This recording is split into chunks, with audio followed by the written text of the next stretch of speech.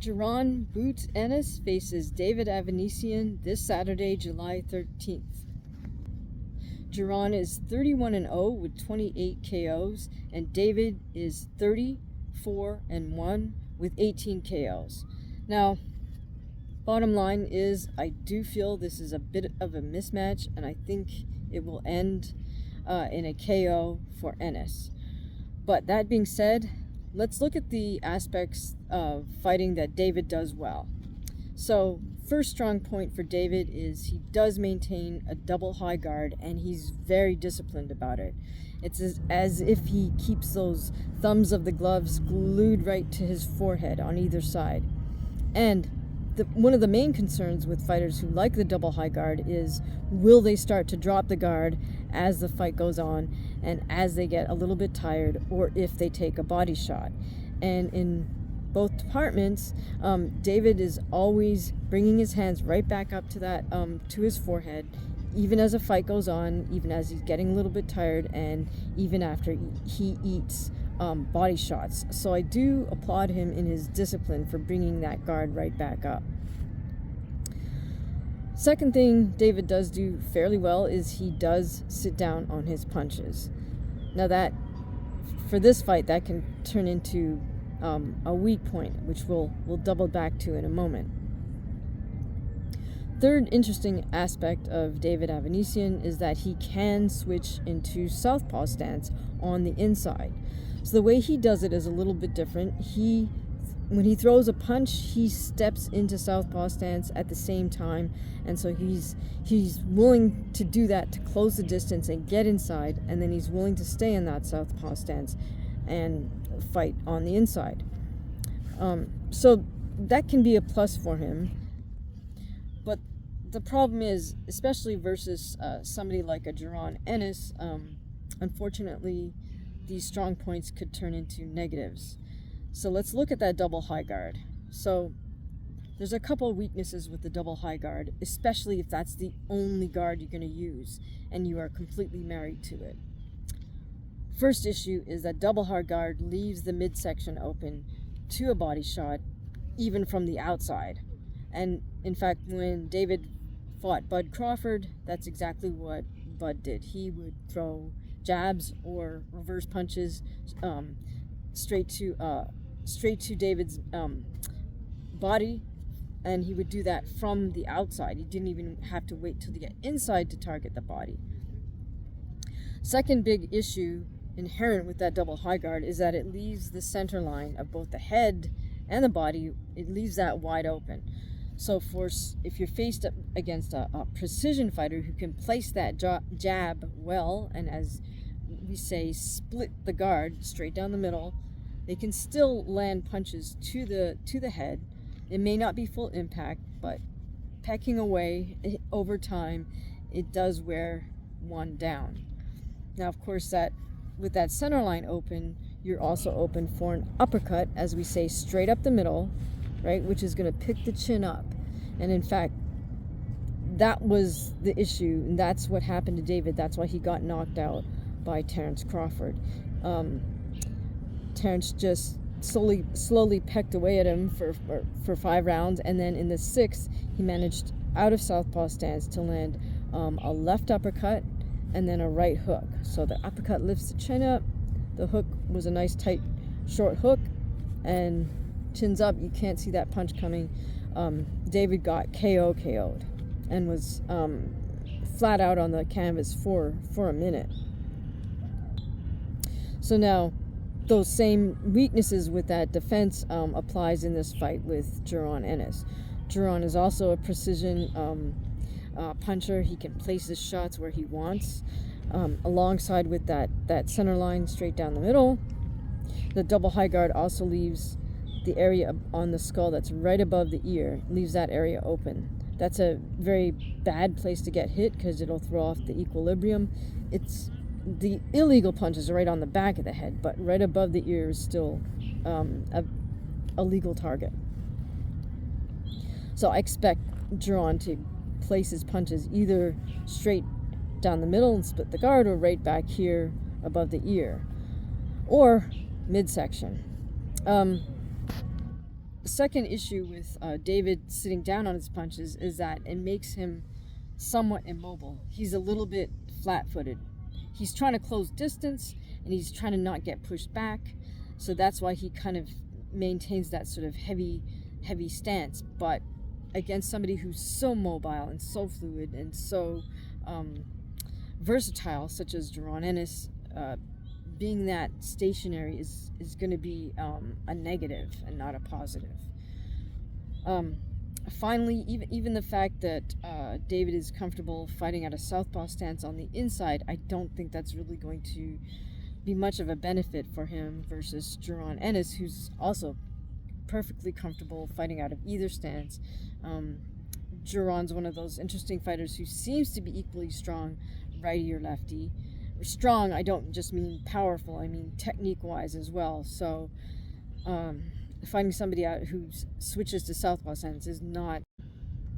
Now, one thing you'll see Jaron do in order to switch stances is sometimes he won't even move his feet. He'll just allow his opponent to move around him. So, for example, if he's standing in orthodox stance and the fighter starts circling around clockwise, Jaron will just shift his torso, keep his feet exactly where they were, and then now that the opponent has moved around him, he's now standing in southpaw as he faces the opponent.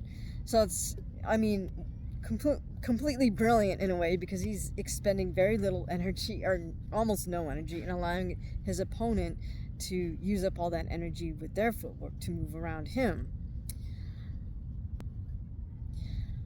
So Jaron has speed, he has power, he can fight it out of both stances, and the other thing with Jaron is he's got a great set of eyes. He can pick up on patterns that his opponent is setting up or is doing repeatedly, and then figure out how to set them up to take them out, or have them basically walk themselves into a KO punch. If we go back to Jaron's fight versus Sergey Lipinets, that's pretty much what he did with Lipinets. He read which way Lipinets was going to turn his head to defend against a certain punch, and so then he set him up for that and had him turn right into the KO punch.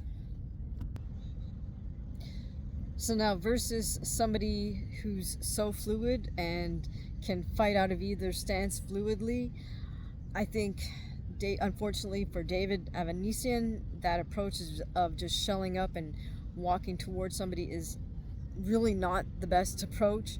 And then the second thing is David tends to be somewhat flat-footed and kind of load up on those shots, and again, that's not a good tactic to use when you're faced with somebody like a Boots Ennis, who's full of finesse and so coordinated and can move in a very sort of unpredictable or unteachable way. Now, just to qualify what I'm saying about Jaron ENNIS, he does not showboat, I would say. For the most part, he doesn't showboat for the sake of showboating. Like, his movements aren't to taunt or make fun of his opponent. He just is so coordinated. He can move in a way that you wouldn't teach somebody. So he can move to avoid a punch, but he still maintains himself in position to punch. And that's really the key for any boxing fighter.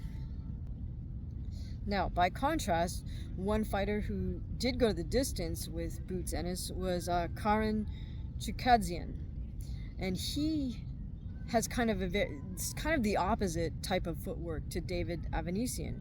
ENNIS has that Eastern European amateur background style, where he's always bouncing on his feet. He's got that right hand glued to his chin and the lead hand a little bit out, but constantly moving on the feet. And so with that continual movement, he was able to go the full distance.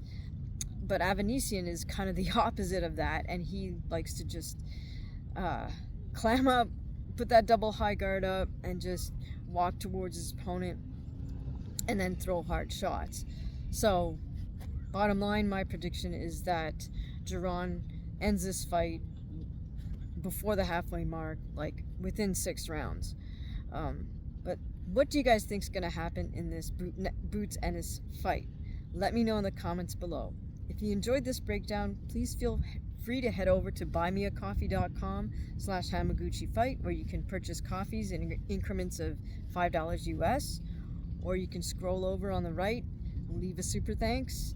And if you enjoy these types of breakdowns and want to join in on the fun, please consider joining us on our membership side, where you get early access to all content and you get to participate in deciding what content gets made. Thanks again for listening. I'm gonna phase Jaron.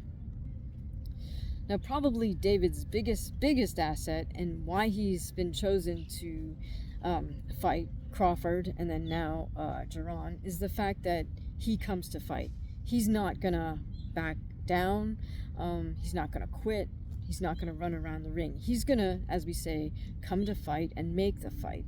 And that kind of makes him the perfect opponent for an A-side moneymaker fighter, because David will make the fight a good fight, but he's not enough of a threat, skill-wise or power-wise, to potentially threaten your money-making A-side fighter like Bud, like David. Now, having made it sound very one-sided, which I believe it will be, I still have to say it is absolutely not okay for the boxing media or anybody to disrespect David AVANESYAN, no matter what the outcome of it.